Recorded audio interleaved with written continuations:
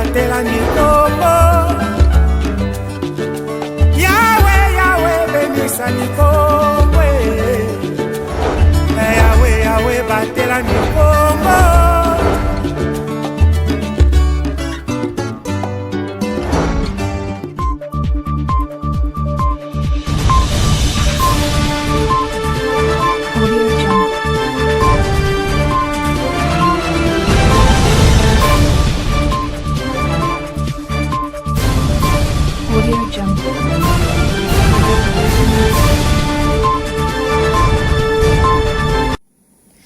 C'est un réel plaisir d'être chez vous. Mesdames et messieurs, merci de nous choisir pour vous informer. Soyez le bienvenu dans ce journal. Infrastructure, état délabré de la route Ango-Ango dans son tronçon, compris entre CARICOM et l'entreprise Sol au quartier Ville-Haute, ainsi que celle qui va de Toulouse jusqu'à Tchassa, au quartier Soyo, précisément à Soyo-Ngombe, dans la commune de Matadi, fait réagir plus d'une personne. La population lance un SOS aux autorités, tant de la province que de la ville. Suivez ce reportage de Susan Pai.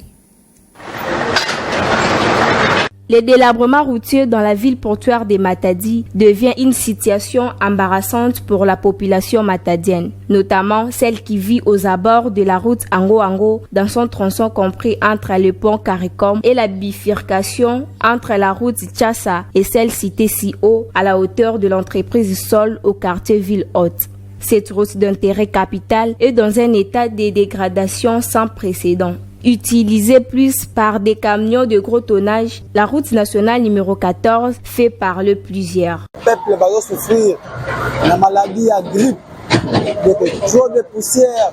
Nous sommes exposés à plusieurs pathologies. L'état actuel de la route Ango-Ango nous préoccupe davantage. Nous demandons l'attention des autorités.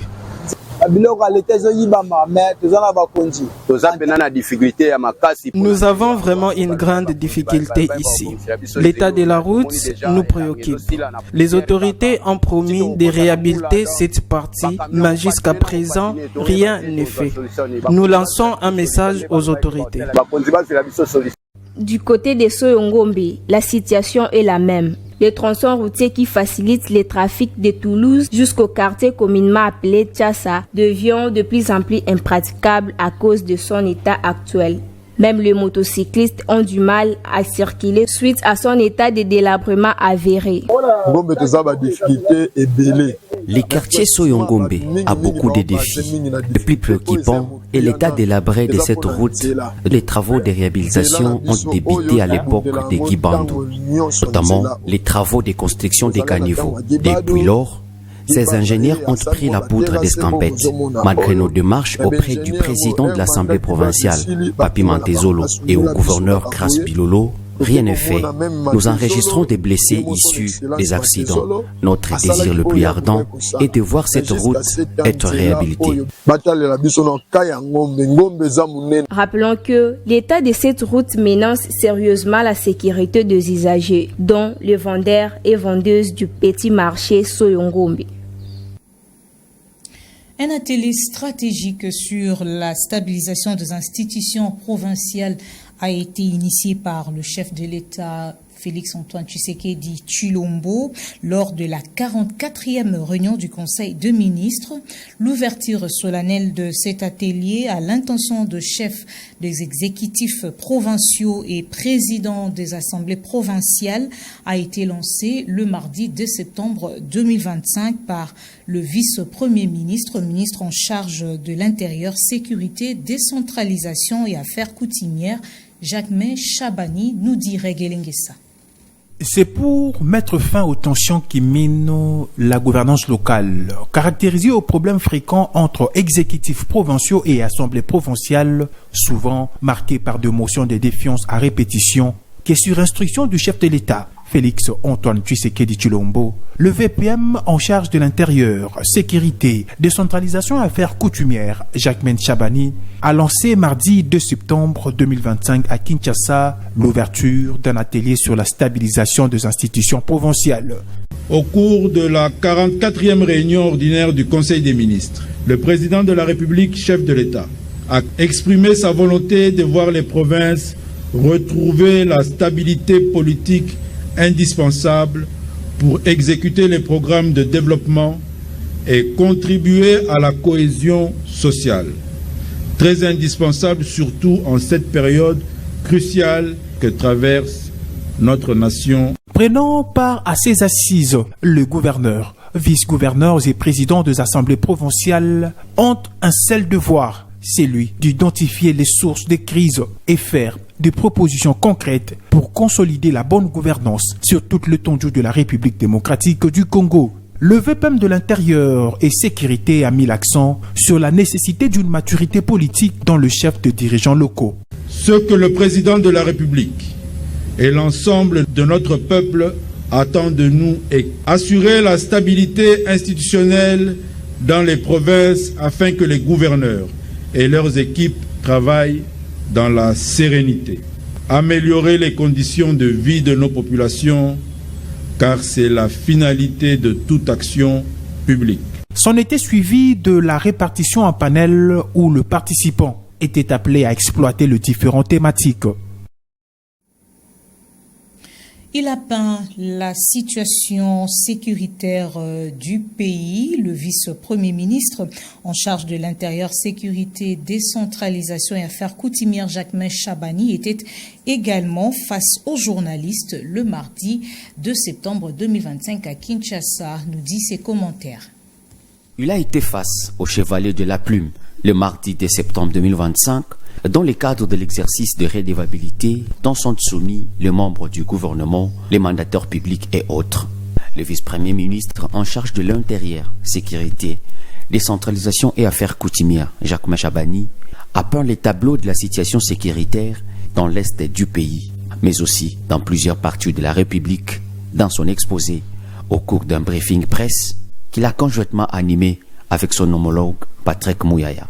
En ce qui concerne les territoires occupés, que ce soit dans la province du Nord ou du Sud Kivu, la situation sécuritaire est pratiquement la même en termes de violation des droits de l'homme.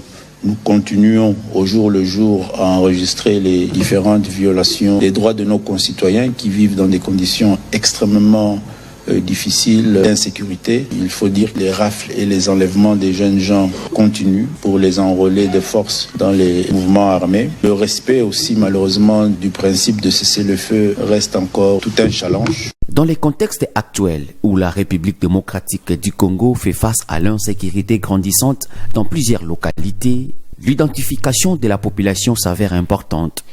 Où en est-on? Jacquemain Chabani revient. Ce dont je peux vous rassurer, c'est que la République démocratique du Congo, à travers son gouvernement, est pleinement engagée dans un processus d'identification de la population. Le ministère, à travers l'ONU, continue à faire avancer ce projet-là.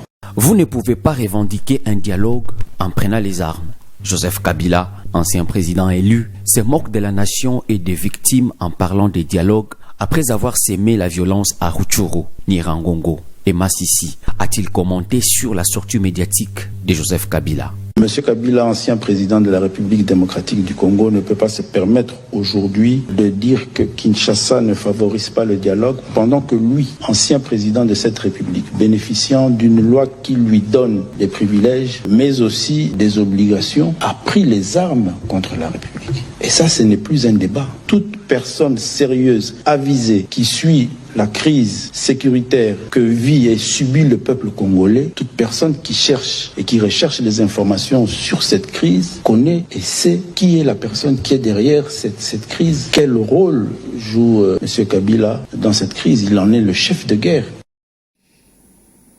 Pendant qu'il répondait à la question du journaliste Eric Kiziani sur la recrudescence de cas de banditisme urbain à Boma dans la province du Congo central, le patron de la sécurité en RDC, Jacquemain Chabani, a annoncé la mise en place des mesures drastiques pour maintenir l'ordre public dans la ville pilote et celle portuaire de Boma. Je vous propose de suivre l'extrait de la réponse du VPM Jacquemain Chabani choisi par Pacifique Mwanda.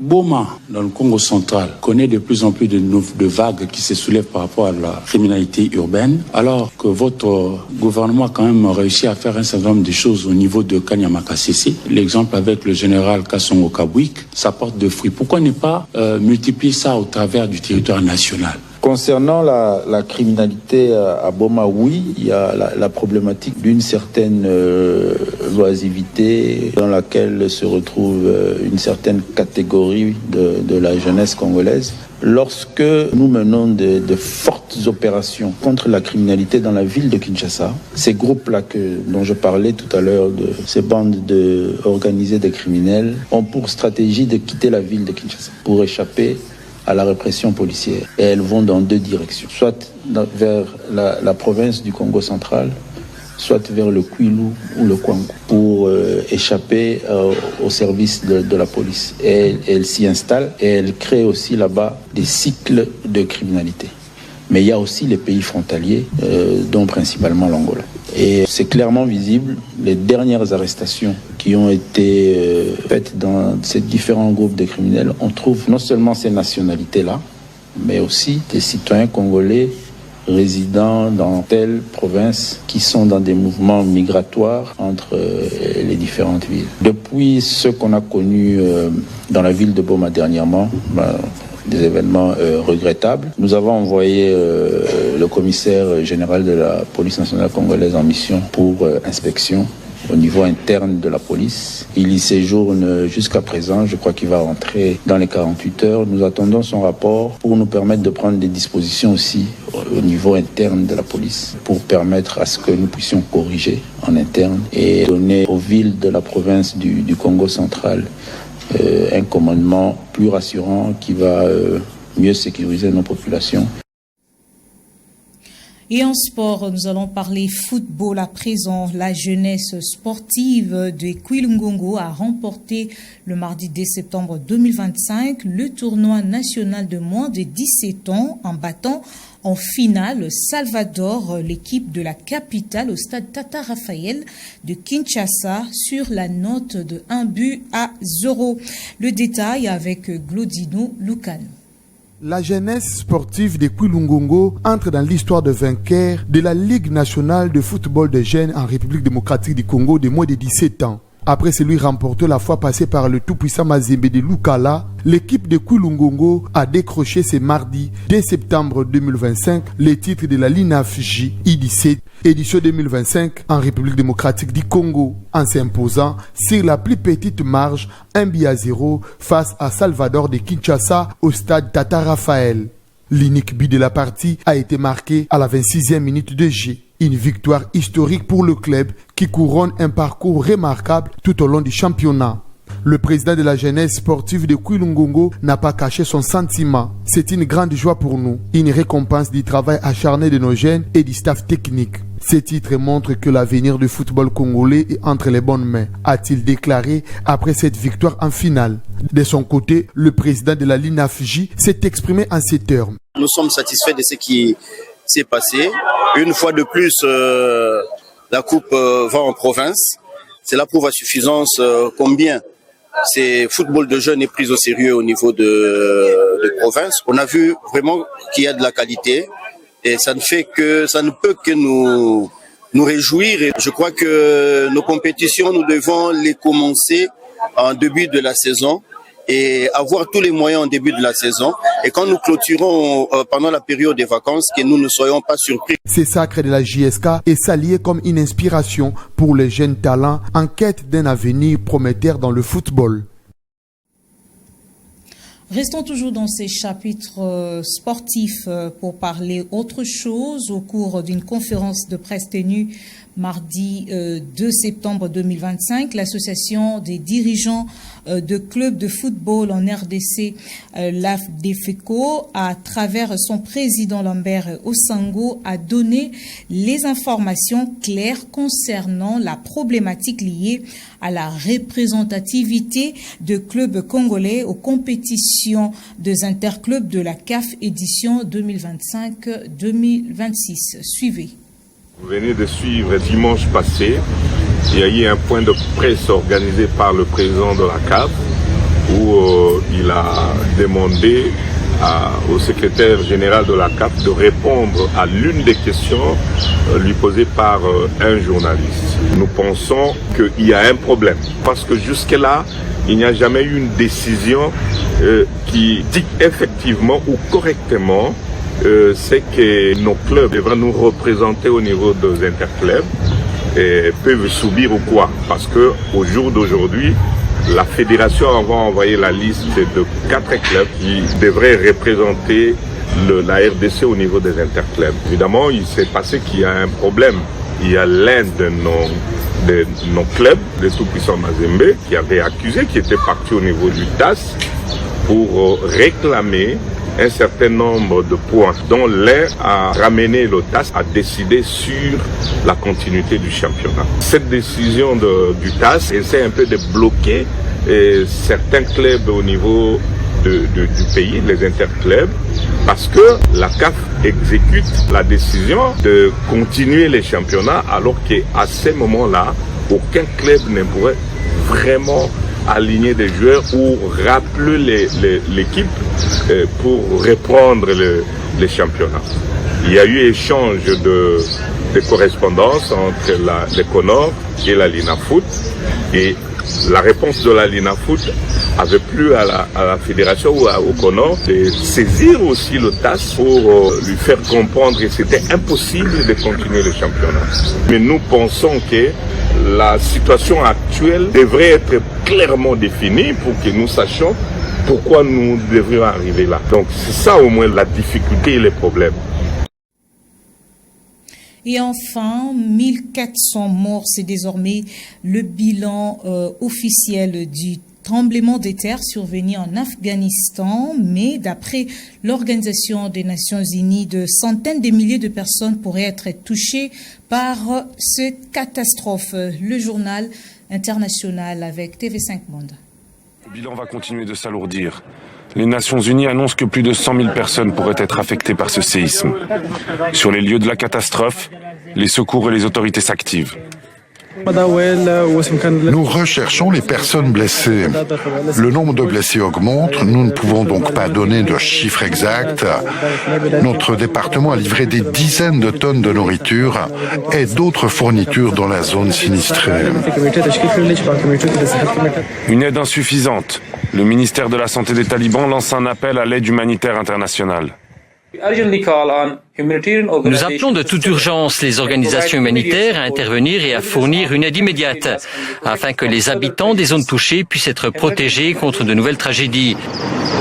Islamic Relief, une ONG britannique, est déjà sur place. Pour elle, cette catastrophe arrive au pire moment.